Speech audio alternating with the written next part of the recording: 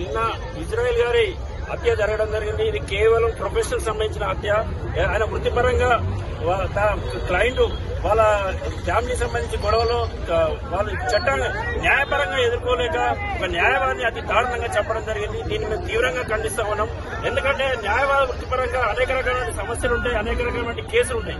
దీంట్లో కోర్టులో తెలుసుకోవాలి తప్ప డైరెక్ట్ వచ్చి కత్తులతోటి న్యాయవాదులు చెప్పడం అనేది దారుణం. గతంలో కూడా వామనరావు దంపతుల్ని హత్య చేయడం జరిగింది. దేశవ్యాప్తంగా అనేక రకాలైనటువంటి హత్యలు న్యాయవాదుల హత్యలు జరుగుతూ ఉన్నాయి. వీటన్నిటికీ కారణం కేవలం న్యాయవాదులు ఇలా ఏదైతే క్రిమినల్స్ సంబంధించిన వ్యవహారాల్లో కోర్టు ప్రొసీడింగ్స్ లో ఉంటారు కాబట్టి వాళ్ళు ఆపోజిట్ గా ఉన్నటువంటి ఏదైతే క్రిమినల్స్ దారుణంగా పగబట్టి చంపుతా ఉన్నారు న్యాయవాదుల్ని.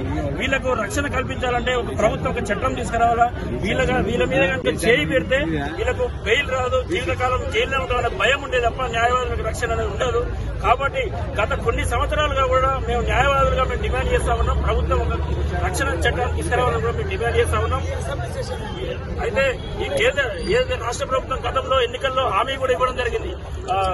న్యాయవాదులకు ఇళ్ల పట్టాలు గానీ, రక్షణ చట్టం గానీ, ఇంకా అనేక రకాలైనటువంటి న్యాయవాదులకు ఎలక్షన్ మేనిఫెస్టోలో పెట్టడం జరిగింది. సంవత్సరాలు గడిచిపోయినా కూడా ఇప్పటికి కూడా న్యాయవాదుల పట్ల ఏ మాత్రం శ్రద్ధ వహించకుండా హత్యలు జరుగుతుంటే కేవలం లా అండ్ ఆర్డర్ సమస్యగా కేసులు నమోదు చేసి పక్కన పడేస్తా ఉన్నారు. ఇది న్యాయవాదులపై చూపిస్తున్న తీవ్ర వివక్ష. ఎందుకంటే న్యాయవాదులకు ఇచ్చిన హామీలను ఎక్కడ కూడా అమలు జరపట్లేదు. న్యాయవాదులకు ప్రాణాలకు రక్షణ లేదు.